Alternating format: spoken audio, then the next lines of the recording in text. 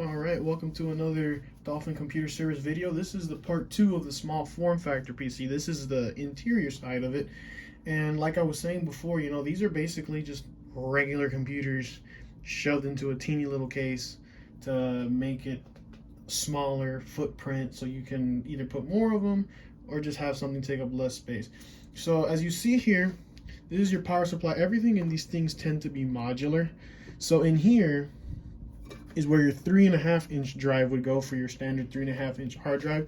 These actually lift out here and you can replace the whole unit entirely should one ever go bad, and they slide right back into place and fold right back down. This one here is your CD drive. This one is commonly replaced with a hot swappable drive where you can actually, where this becomes another 3.5-inch drive, and there's a combo that's 3.5-inch drive, a 2.5-inch drive, and a couple of USB 3.0s on the front, or 2.0s, whichever one you get. In here, in this little cavity here, this is where the 2.5-inch drive would go if you had one here. Again, here's the connector for it. Again, as you see up front here, it would go around this area, but this is also a upgrade where you can remove this piece of plastic and put in an SD card reader combo, or and another hot swappable 2.5-inch drive is another one. Over here we have the graphics card. This is an add-on.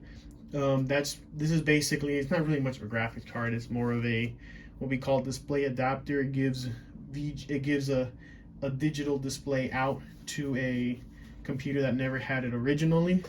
We'll just look at one of these in more detail, but as you see here, it has a full 16 times PCI slot, and then it has the older PCI slot, and then the 2 times PCIe slot here.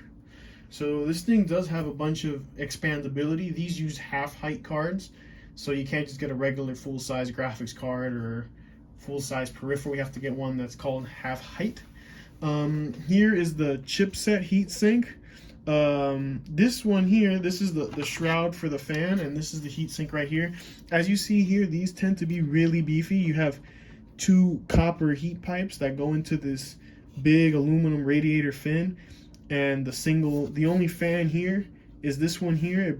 Through this shroud, it directs air from the front, through the fan, through the shroud, over the heatsink, over the rear heatsink, cools whatever the motherboard needs off, and straight out the back.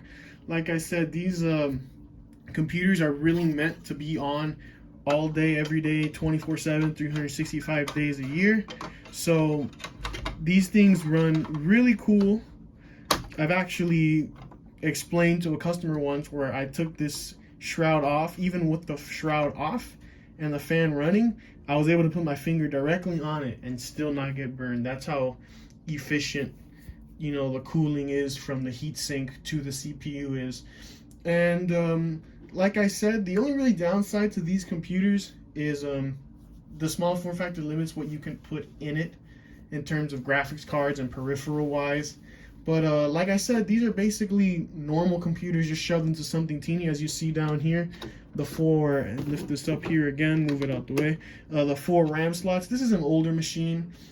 It takes a DDR2 because this is a Core 2 dual machine, and I've actually upgraded it from this is LGA 775, so I actually had a Pentium in it.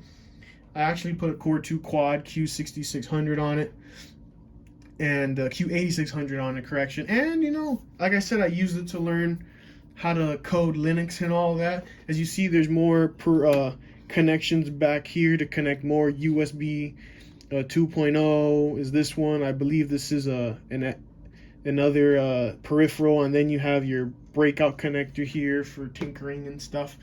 Like I said, the 4 SATA ports, they're different. Each one is differently coded in a different color to tell you what it does. But basically this is a typical computer, nothing crazy about it. Parts are relatively inexpensive for this. The most expensive thing is the power supply, because the power supply is custom.